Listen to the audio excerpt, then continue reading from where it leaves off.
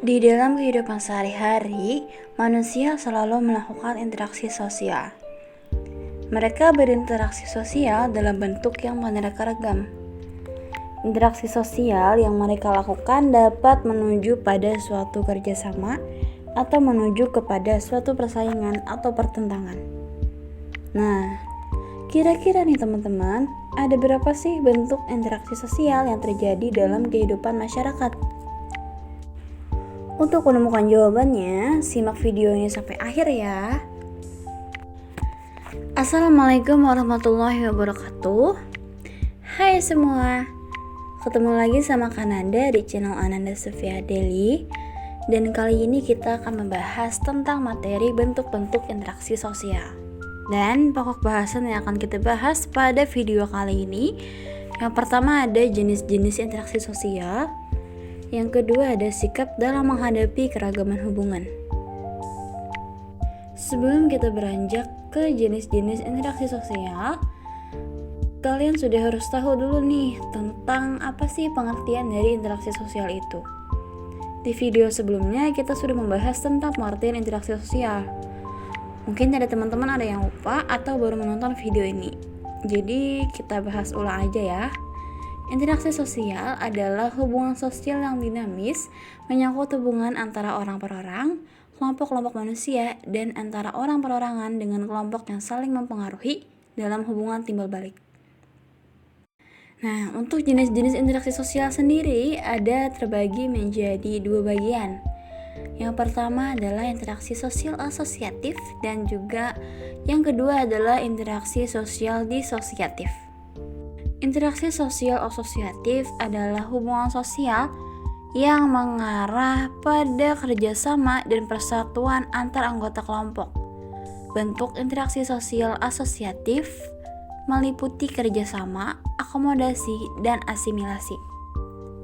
Kerjasama atau cooperation artinya adalah usaha bersama antara orang per orang atau kelompok manusia untuk mencapai tujuan bersama. Kerjasama ditemui hampir di seluruh kelompok manusia. Di kalangan masyarakat Indonesia dikenal suatu sistem kerja sama yang disebut sebagai gotong royong. Selanjutnya adalah akomodasi. Akomodasi berarti suatu cara menyelesaikan pertentangan tanpa menghancurkan pihak lawan sehingga lawan tidak kehilangan kepribadiannya. Akomodasi sendiri memiliki tujuan, yaitu mengurangi pertentangan antara orang per orang atau kelompok manusia akibat perbedaan paham. Selanjutnya, mencegah meledaknya suatu pertentangan atau sementara waktu. Yang ketiga, memungkinkan terjadinya kerjasama antara kelompok satu dengan lainnya yang hidupnya terpisah karena budaya. Yang terakhir adalah melebur kelompok sosial yang terpisah.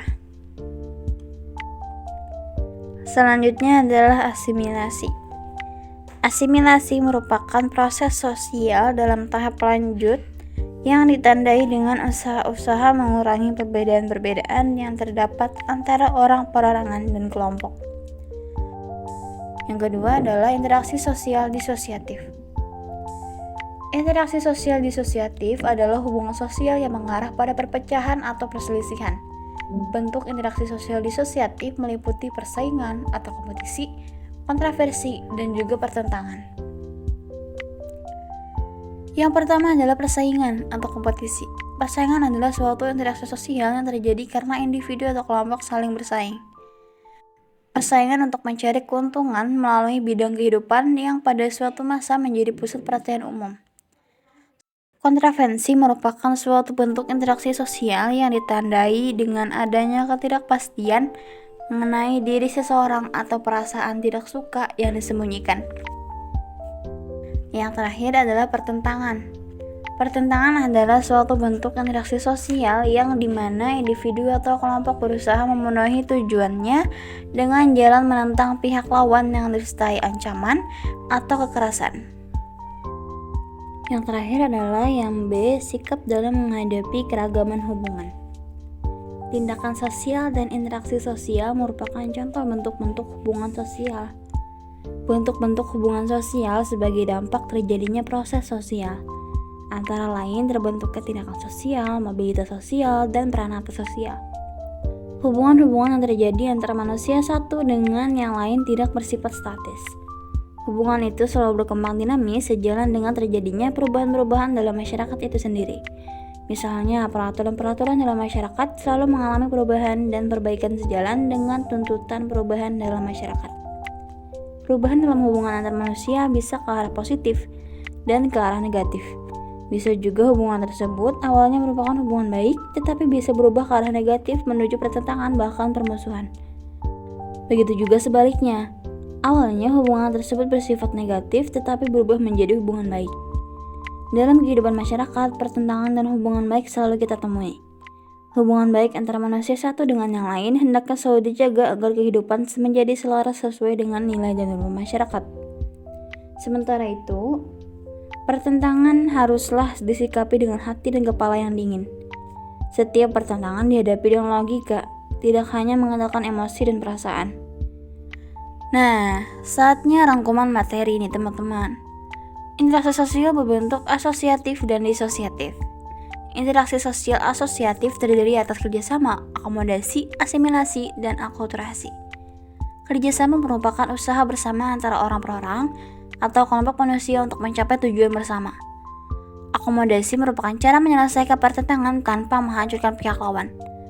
Interaksi sosial disosiatif sendiri terdiri atas persaingan, kontroversi, dan juga pertentangan.